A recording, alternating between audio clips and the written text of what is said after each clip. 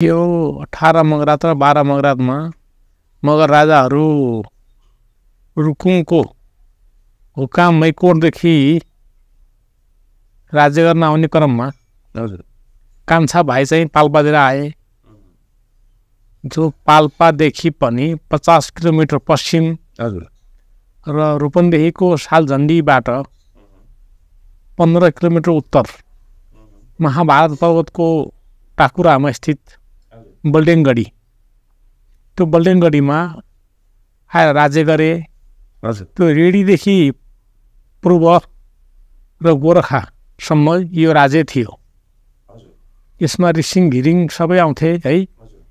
यो 12 मगरात त्यसलाई भनिन्छ, जसको अन्तिम राजा गोर्खामा मानसिंह खड्का मानिन्छ भने पाल्पातिरको राणा मगरमा बल्डेनगढीमै राज्य गरेको अन्तिम राजा भनेको रणवीर राणा मगर र प्रथम राजा भनेको बडी राणा मगर, जस सम्बन्धी तिहारको पनि त्यहाँ इतिहास जोडिएर आएको कथन छ। भनेपछि दुईटामा फरक भनेको ठाउँ मात्रै फरक हो, ठाउँ र भूगोल क्षेत्र मात्रै फरक हो। बाँकी जात एउटै भयो मगरात। थरमा पनि राणा मगरहरू भए, थर पनि एउटै भयो, क्षेत्र मात्रै फरक हो। रहन सहन रदेखि लिएर संस्कारहरू उस्तै हुन्, लगभग झन्डै मिल्ने खालका हुन्। र अलिकति फरक के छ भने 18 मगरातको यो खसहरूसँग, यो भुटिया खसहरूसँग बढी सम्बन्धित छ, भाषामा पनि र हरेक संस्कारमा पनि। र 12 मगरातमा यी यतापट्टिको ठकुरीहरूसँग बढी घुलमिल छ। र 12 मगरातको ठाकुर ठकुरी भनेको पनि ती मगर जातिबाटै आएको भन्ने कथन पनि छ। त्यस कारणले 12 मगरात र 18 मगरातको अलिकति भाषा पनि फरक, क्षेत्र र भूगोल पनि फरक छ।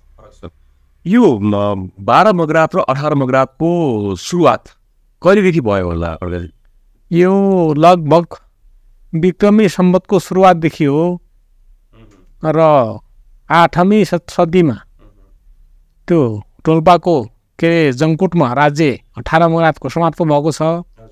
यो त पनि त्यही आसपासमै पाल्पाको बल्डेनगढीको अन्तिम राजा रणवीर मगरमा आएर खतम भएको छ। त्यसपछि पनि राज्य चल्यो, जो अन्तिम राजा मानिन्छन् गोर्खाकार मानसिंह खड्का मगर। मानसिंह खड्का मगर अन्तिम मगर राजा थिए, अन्तिम मगर राजा मानिन्छ 12 मगरातको। तर तिनी खड्का पनि थियो त? खड्का त क्षेत्रीमा पऱ्यो फेरि? नै, खड्का मगर पनि हुन्छ। खड्का मतवाला, खड्का मगर, सबै जातमा खड्काहरू आउँछ। भुसाल खड्का आउँछ, सुवेदी खड्का आउँछ। खड्का भनेको त पद हो, पदार्थी हो। त्यसो भए यो यसमा थोरै कुरा गरौँ। यो मगरभित्र खड्का जस्तै देखिने थरहरू जो हामी सुन्छौँ, ती अब जस्तै अहिले खड्का मगर देखियो, त्यस्तै अरू के थरहरू मिसिएर हामीलाई भ्रम हुन्छ कि यो क्षेत्री हो या बाहुन हो, तर हुन्छ त्यो फेरि मगर? जस्तै अहिले खड्का मगर कुरा आयो, त्यस्तै अरू के थरहरू जोडिएका छन् होला खड्का? यस्तो हो, अब खसानबाट आएको खड्काहरू मगर खड्काहरू छैन। खसान क्षेत्रबाट आएको, खसानबाट नआएर यो मगरातमै भएको ठाकुर ठकुरी या खड्का त्यो मगरात वंशबाटै आएको हुन्छ। र त्यसलाई अब हाम्रो पश्चिममा त्यसलाई मतवाला खड्का भन्छन्। र पूर्वमा आएपछि 18 मगरात, त्यसको हामीले रेस्पोन्स राम्रो पायौँ र धेरै मानिसहरूले केही प्रश्न सोधेका थिए।